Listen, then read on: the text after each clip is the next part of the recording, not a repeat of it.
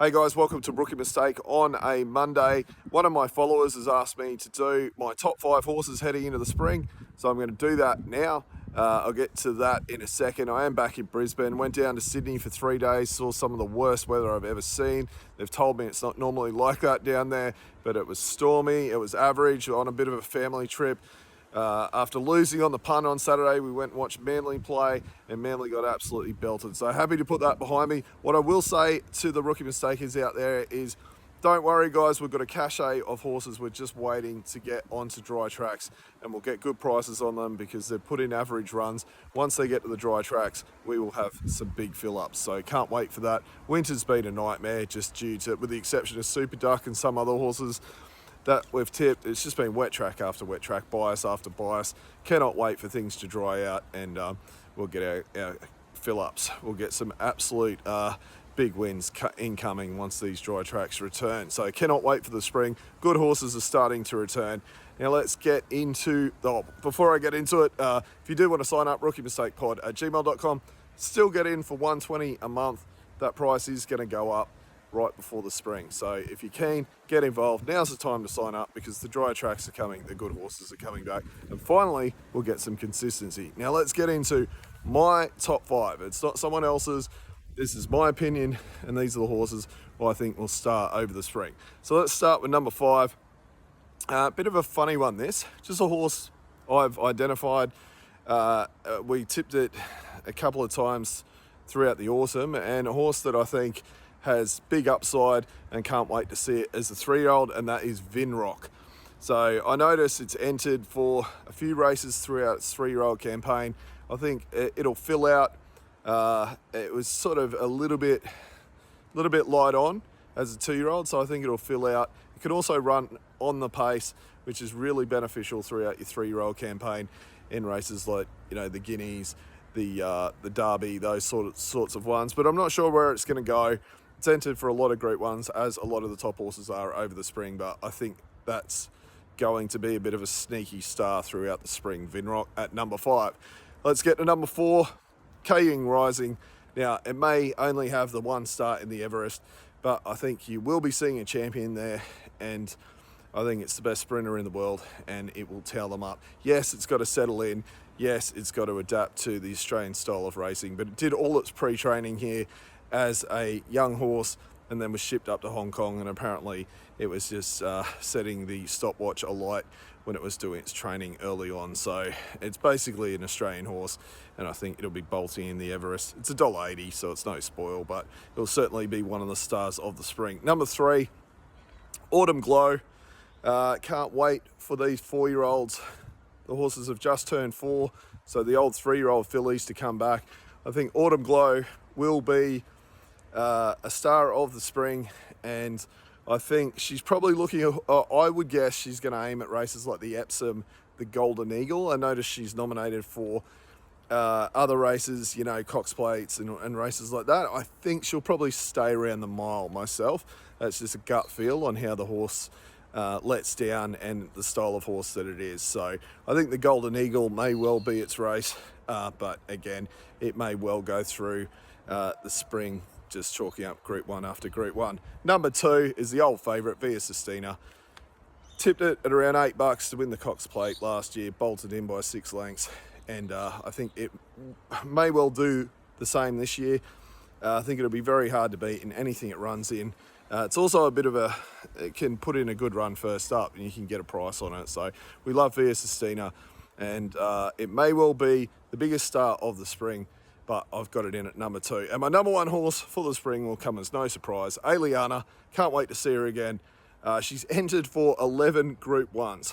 So where's he going to go? Only Chris knows. So we're just hoping we don't get wallowed. We're on in the Caulfield Cup. It's currently $8. I got 100s, 50s, 40s, 30s. I've backed it all the way down. So it's currently $8. In fact, I asked Sportsbet to put it in the market. So I've still got that screenshot from when I hit them up, the request to runner to have her put in the market for the Caulfield Cup very early on in the year. She wasn't in there, I just couldn't believe it. And I think if she runs in the Caulfield Cup, she'll be winning. Hopefully doesn't go to the Cox Plate. As good as I think she is, I'm not sure she's seasoned enough to beat a Via Sistina in a Cox Plate, although knowing Chris, he may well go there. And I think she really stars when she gets that 1.5 miles. And I think up until about the 2,000 metre mark, she'll probably be running on and running some good seconds and thirds, I would expect. I don't think she'll run in the Melbourne Cup this year. I think she'll win the Melbourne Cup next year. So I think the Caulfield Cup's her race. But wouldn't be surprised if she wins other races. She's an absolute superstar. And I've got her as the biggest start of the spring. Now, notable exceptions. Treasure of the Moment. What do I think about Treasure of the Moment? Look, I'm not a massive rap on the horse. I know that sounds crazy because she's won so many races in a row. And look, I don't think she's a stayer. I think she's a horse that's at her best at about 1,600 metres. A lot of people gave me some shit over the autumn before Aliana pissed in the Derby, saying I was having a crack at Treasure of the Moment. I don't hate the horse. I don't dislike the horse. I just think it's not a stayer. I think, and that was shown in the Oaks. She fell in the Oaks, had to be absolutely ridden out to the line to fall in against absolute plotters. Aliana would have belted her over 2,400 in the autumn. Could she run in a Caulfield Cup? She may well do, as a bit of an end of prep run, but I suspect they'll target around 1,600 metres and at maximum 2,000. I wouldn't be surprised if she runs in the old McKinnon, the 2,000 metre championship race at Flemington over Cup Week. Wouldn't be surprised if she's in that at all, and she'll probably win that. The other horse is Lady Shenandoah. Couldn't fit her in the 5, but look, I think she's the top horse, and I think that she may well surprise us all.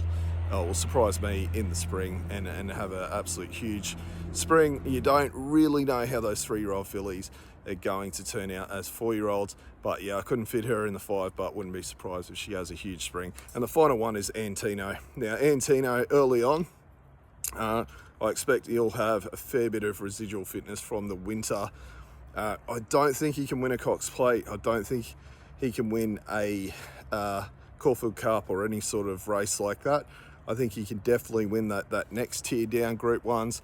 But again, he may surprise. He may just come out and star. He has been around for a while. I think we pretty much know what his level is.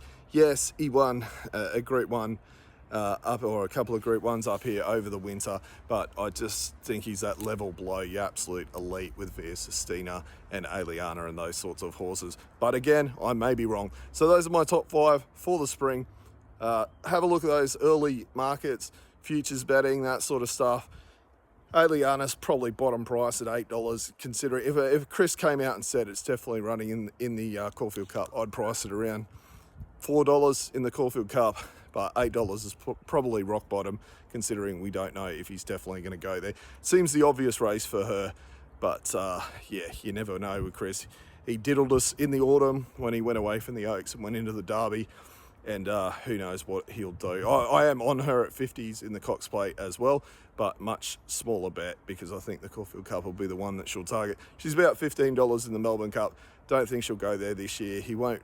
She wins the Caulfield Cup. I think he'll just tip her out and probably go for the Melbourne Cup next year as a slightly more seasoned and mature horse. So those are my thoughts. Let me know what you think. Throw some comments down and let's see how we go in the autumn. If you want to sign up, as I said, get in today, $120 a month, tips on Wednesday, tips on Saturday, sent to your phone, and we cannot wait for spring. Rookie mistake out.